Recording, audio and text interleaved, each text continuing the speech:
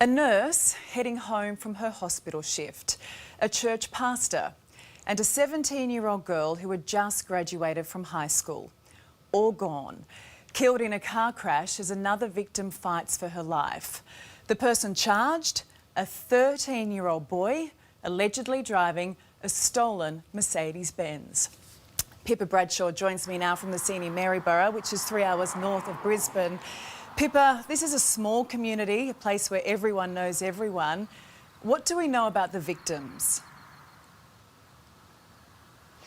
Ali, this is heartbreaking, isn't it? 3 people have died and 1 tonight is still fighting for their lives. The first victim we know is 17-year-old Kelsey Davies. Now, she was travelling home from a church group last night when her car was allegedly hit from behind. At just 17 years old, she'd only graduated from high school last year, and sadly, her life ended here last night. Also in the car with her was 29-year-old Mikhail Chandler. Now, she is a mum of 2 young boys. Now, she's also the youth pastor at the local church here, where she served with her husband, who paid tribute today to her on Facebook, calling her his queen. The other person in that car was Kayla Behrens. Now, she's 23 years old, and tonight she too is fighting for her life in hospital. She was airlifted from the scene here down to Brisbane, where we believe her family is by her bedside tonight. The other victim in this incident was 52-year-old Cherie Robertson. Now, she had just finished her shift at the local hospital where she worked as a nurse. She was driving 30 minutes home to Hervey Bay, but it was a trip she would never complete. Colleagues today came to the scene to pay tribute to her, to remember the bubbly nurse who wanted to do everything for everyone. 3 families tonight who are grieving the loss of their loved ones, and a 4th just praying she pulls through. Pippa, it's all so tragic, and you've now got a 13-year-old boy who's been charged. This is a kid we're talking about, allegedly driving a stolen car. I mean, how did his feet even reach the pedals? Is there any word on how it happened, and was he speeding?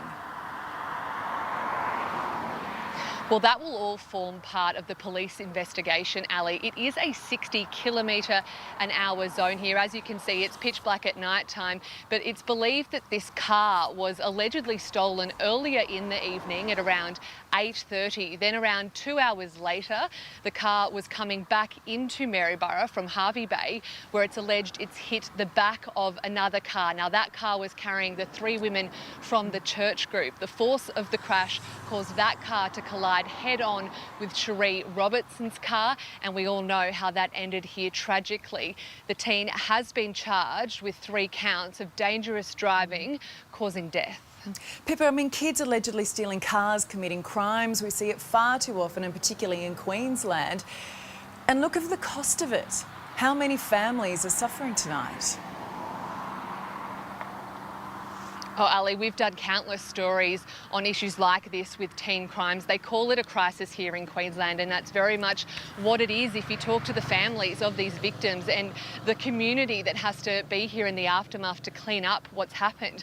The teen allegedly involved in this incident, police say he was known to them, but he wasn't on bail at the time. The Queensland government has just brought in tougher youth crime laws, but clearly they may need to go further than that. Police are also investigating if there was a second teen involved in this incident that was seen fleeing from the scene after the crash.